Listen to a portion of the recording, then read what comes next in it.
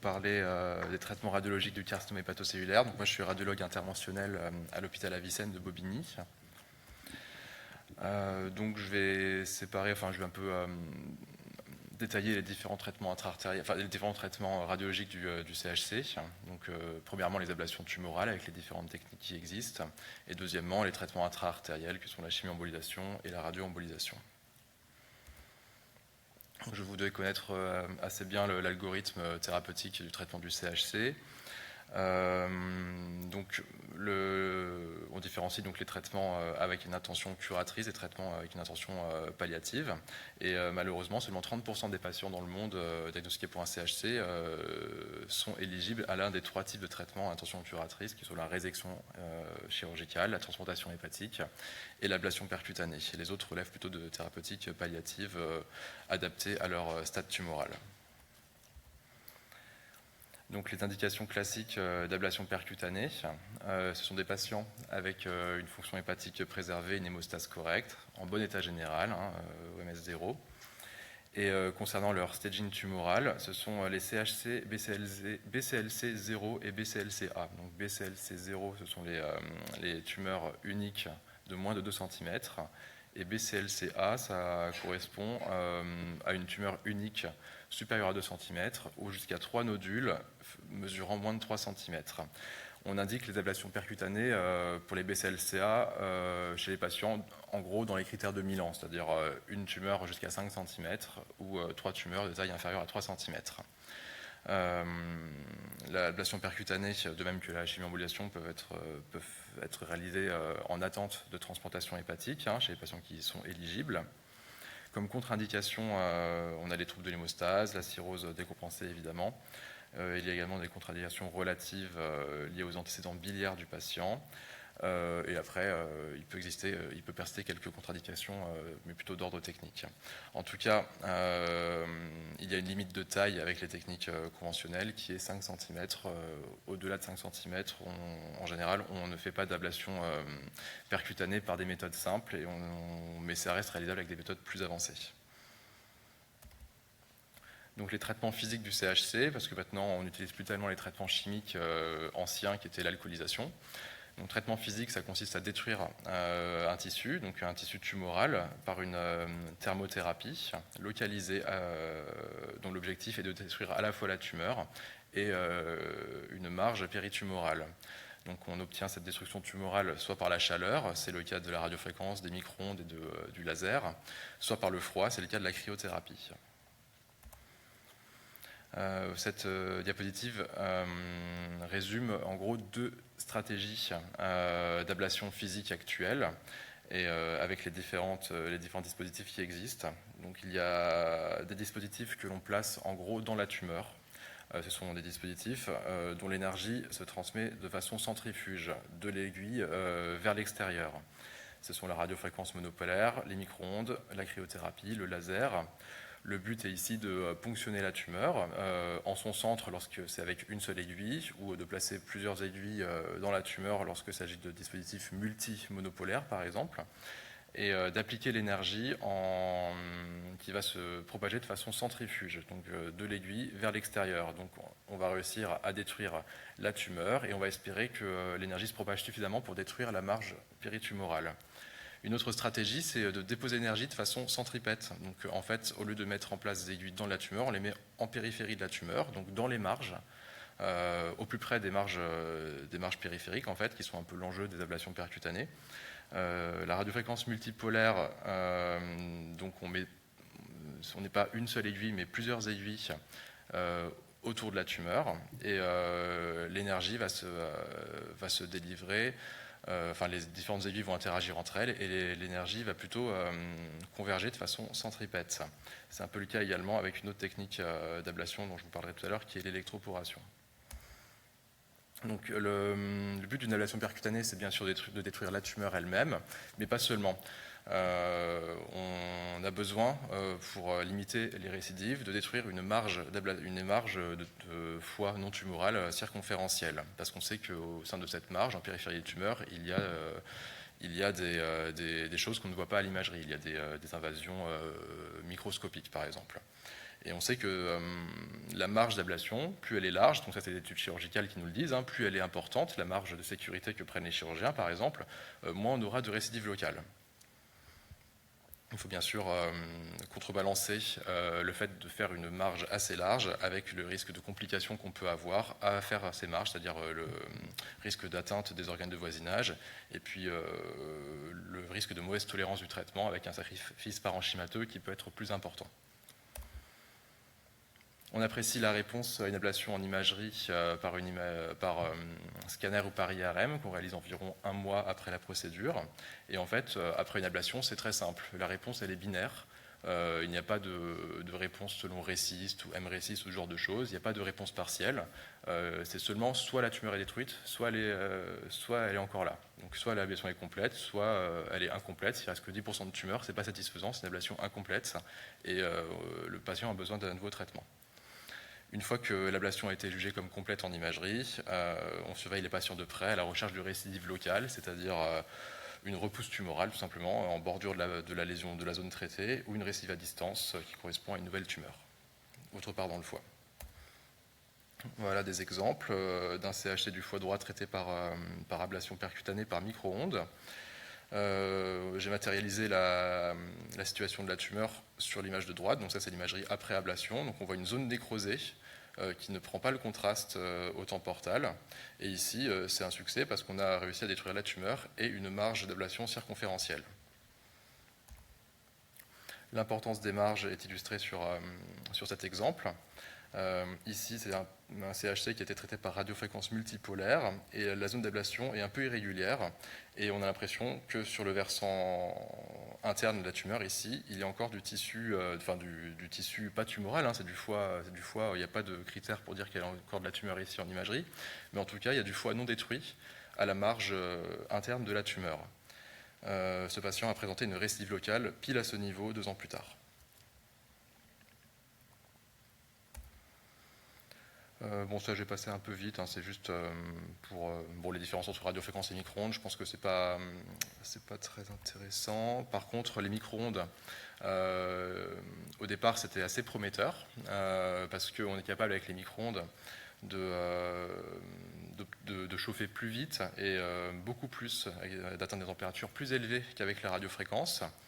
La chaleur se propage plus rapidement et de façon plus importante autour de l'aiguille et on est un peu moins sensible à des phénomènes de refroidissement parce qu'en fait la chaleur qu'on propage par l'aiguille va être contrebalancée par la perfusion du foie et les gros vaisseaux qui sont dans l'environnement péritumoral et qui vont aller refroidir cette zone. Donc on risque d'avoir souvent des reliquats ou des récidives locales au contact des vaisseaux. On a pensé que les micro-ondes réduisaient ce risque du fait qu'ils chauffaient plus vite et de façon plus importante. Donc les micro-ondes, ça a été développé au milieu des années 2000, au début des années 2010, je crois. En tout cas, récemment, on a eu des résultats d'essais randomisés sur des tumeurs de moins de 5 cm, donc des études radiologiques et puis une étude chirurgicale de micro-ondes péropératoires, qui montrait peut-être une tendance à réaliser moins de séances pour avoir une ablation complète en micro-ondes, mais en tout cas pas de différence significative en termes de récidive locale entre les deux techniques. Le succès, c'est le succès à 1 mois, donc le taux d'ablation complète sur une imagerie réalisée à 1 mois. Mais ce qu'on regarde en général sur les études sur l'ablation percutanée, c'est plutôt le taux de récidive locale qui est en fait le succès plus à long terme. Ça, c'était un autre essai randomisé, micro-ondes versus radiofréquence, mais plus important, plus de 500 patients. Et sur cet effectif assez large, on avait donc un taux de succès des ablations quasiment à 100% dans les deux techniques, pas de différence significative de récidive locale, mais il y avait quand même un avantage au micro-ondes, où sur certaines tumeurs, on avait besoin de moins de ponctions, c'est-à-dire de moins de repositionnement de l'aiguille, et moins de séances d'ablation pour obtenir un traitement complet.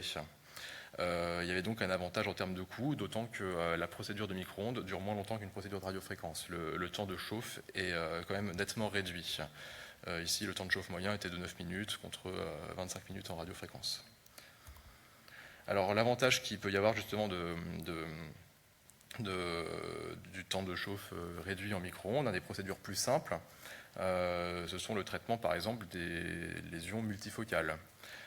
C'est un peu ce qu'on fait dans notre centre, où on réserve les micro-ondes sur les cas qui sont un petit peu borderline entre l'ablation ou l'embolisation. Ici, un patient qui était éligible à une transplantation hépatique parce que assez jeune et qui se présente d'emblée avec 4 petits CHC.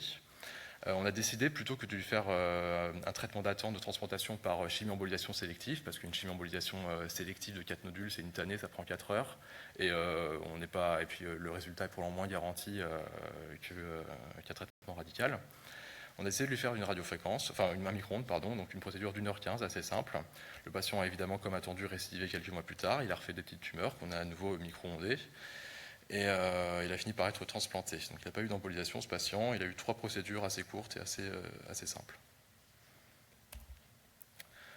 Dans notre centre, la technique de référence pour les ablations, c'est la radiofréquence multibipolaire qu'on utilise depuis près 2006.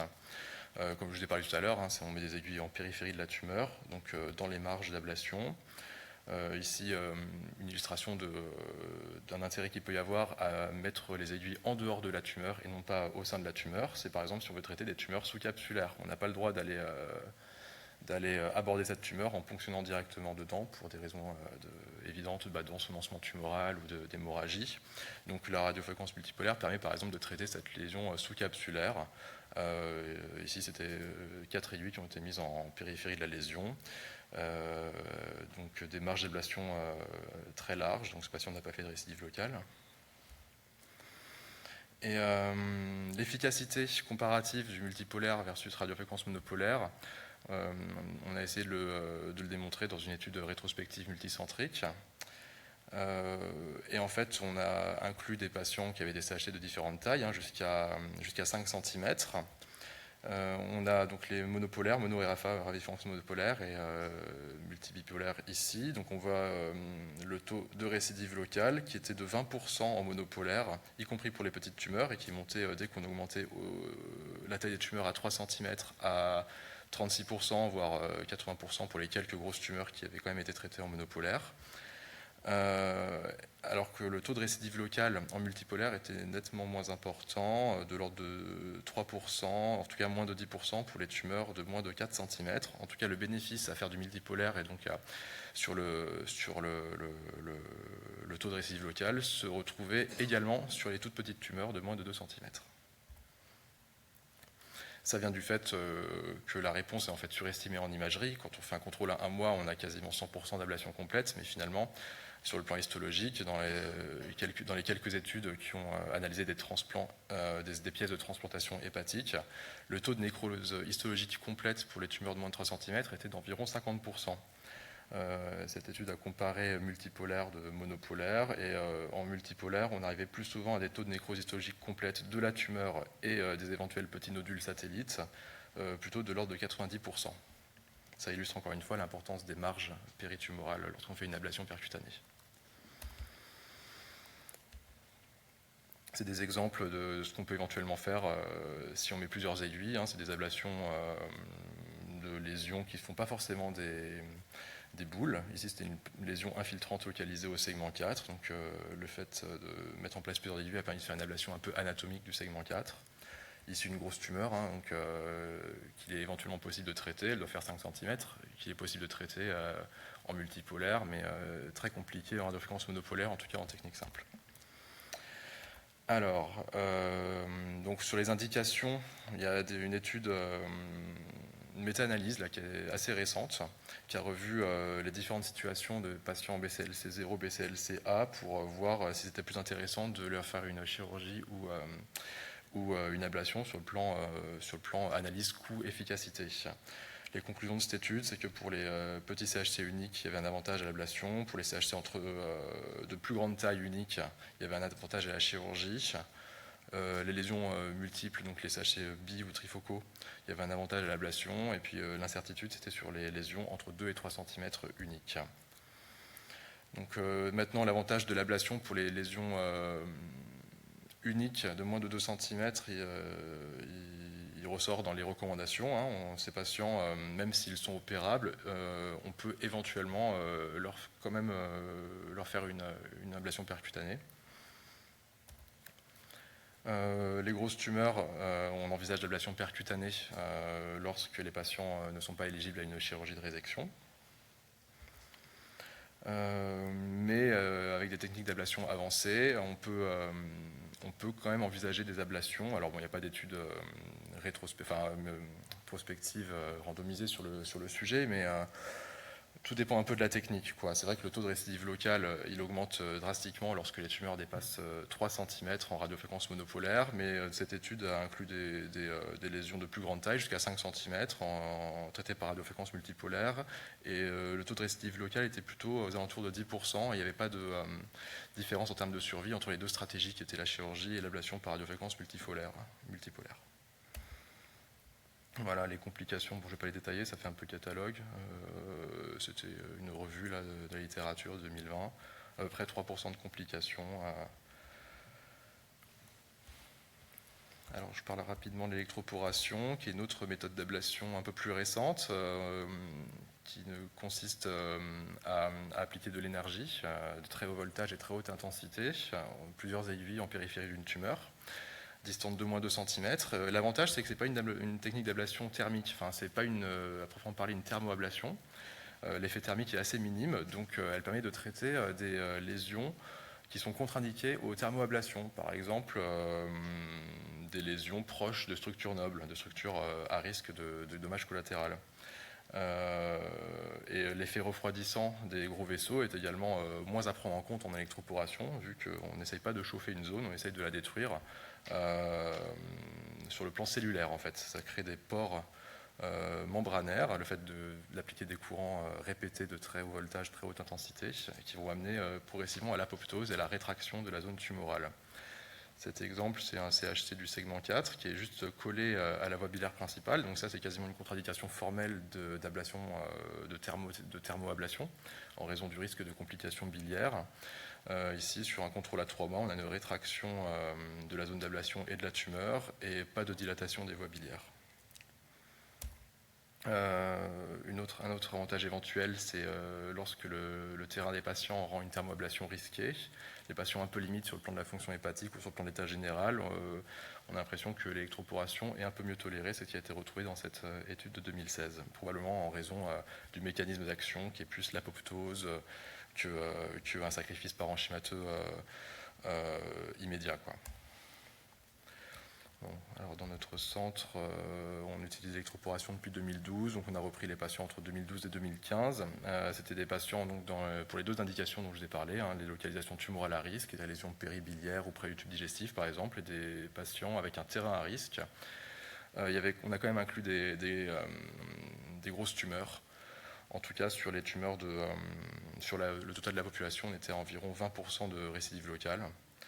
Mais pour les petites tumeurs, environ 16%. Donc c'est à corréler avec le fait que c'était des localisations très compliquées. Ce n'étaient pas des tumeurs situées en plein foie, sinon on leur aurait fait des thermoablations classiques. Alors, je passe sur les traitements endovasculaires, mais j'ai pas trop le temps en fait, j'ai l'impression. Bon, vous connaissez quand même assez bien le rationnel de faire une chimioembolisation. On couple la chimiothérapie ciblée à l'embolisation de l'artère nourricière d'une tumeur. Donc, il y a plein de techniques qui existent. Donc, la chimio, on peut utiliser plusieurs drogues différentes. La plus utilisée, c'est la doxorubicine, mais dans la littérature, il y a tout un tas de chimiothérapies qui sont utilisées. Et l'embolisation avec des particules résorbables, non résorbables. Le lipiodol, c'est un vieux produit de contraste qui date du 19e siècle, en fait. C'est une espèce d'huile iodée qui, par son caractère huileux, va se déposer préférentiellement dans les tumeurs. Donc on s'en sert comme vecteur.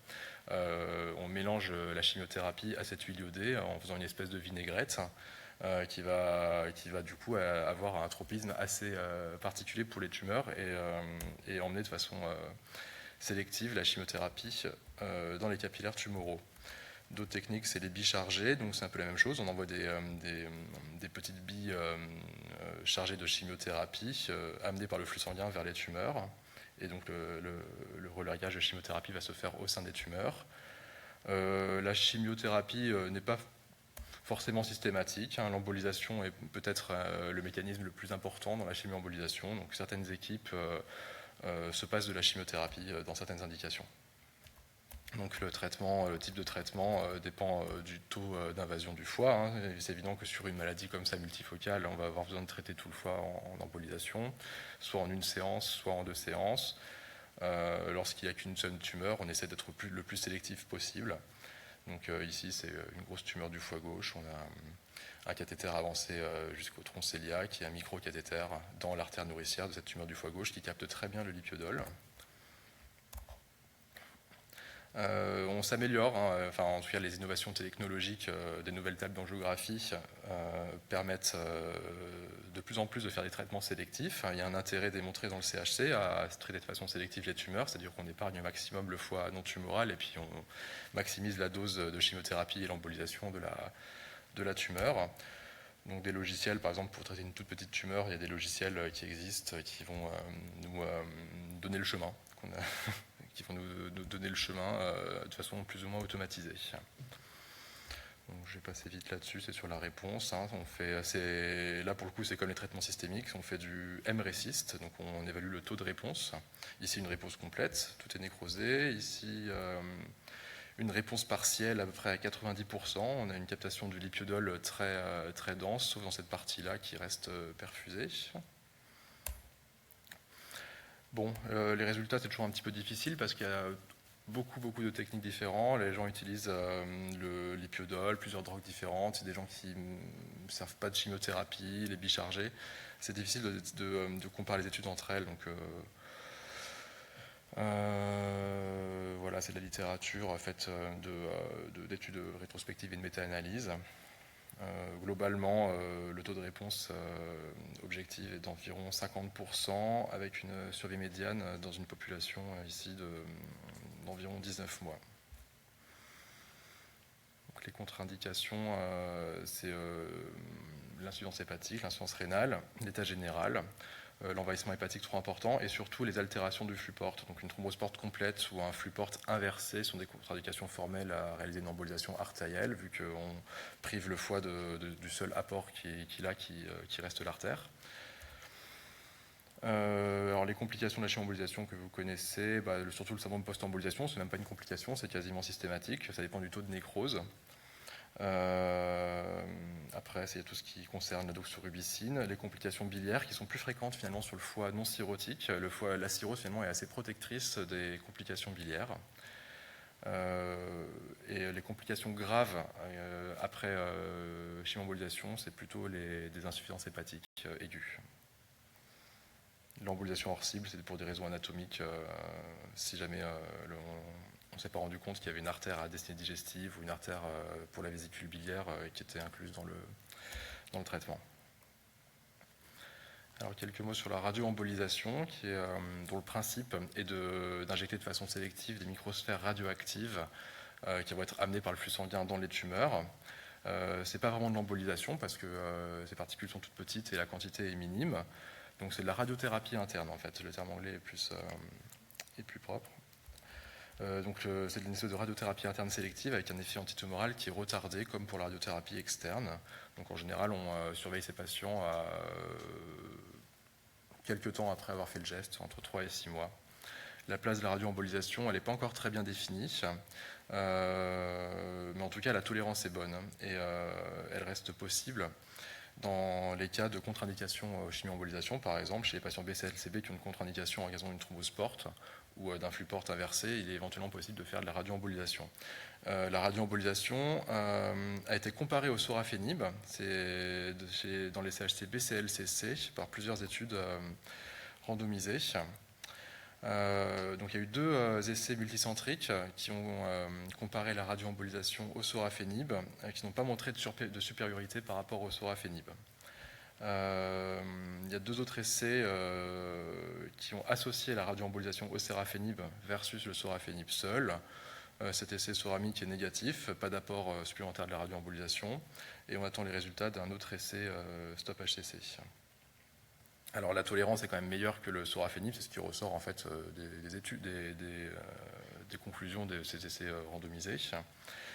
qui sont critiquables dans le sens où il n'y a pas eu de dosimétrie prédictive personnalisée. Tous les patients qui étaient randomisés dans le bras à radioembolisation, sauf s'ils ont eu des problèmes avant, ou qu'ils n'ont pas pu avoir leur radioembolisation parce qu'il y avait des chaînes pulmonaires, ils l'ont eu même si ils étaient un peu trop avancés pour obtenir une réponse. L'avenir, c'est probablement de sélectionner des bons candidats à la radioembolisation. Et là, c'est surtout une collaboration avec la médecine nucléaire. En tout cas, en France, la seule indication retenue et remboursée, c'est le traitement palliatif du CHCB, CLCB ou C, après sorafenib, donc en contre-indication ou en échec du sorafenib. Voilà un patient qui, dans notre expérience, a probablement bénéficié du sorafenib, de la radioembolisation, qui avait une thrombosport tumorale unilatérale. Donc il faut qu'on ait une atteinte unilatérale pour pouvoir bénéficier de la radioembolisation. Et finalement, la thrombospore tumorale est une assez bonne indication lorsqu'elle est assez limitée. Les thrombospores complètes n'en sont pas une. Voilà, de toute façon, je suis déjà pas mal en retard, donc cette diapositive résume un peu tout ce que j'ai raconté sur les différentes techniques d'ablation. Je pense que nous, on a besoin d'améliorer nos pratiques quand même, et de faire de l'autocritique sur nos pratiques d'ablation, de chimioembolisation. Le but est de traiter au mieux les patients pour augmenter leur survie. Pour ce qui concerne les ablations, qui sont quand même un traitement avec une intention curatrice, on est quand même censé pouvoir réaliser l'ablation, y compris chez tous les patients éligibles, donc d'éviter de contre-indiquer des patients pour des raisons techniques. Et maintenant, on a quand même pas mal de moyens à notre disposition qui vont nous aider à traiter ces patients, notamment des moyens d'imagerie ou des moyens technologiques avec d'autres dispositifs. Voilà, je pense que je vais arrêter là parce que c'est déjà un petit peu long, je suis un petit peu en retard. Je vous remercie.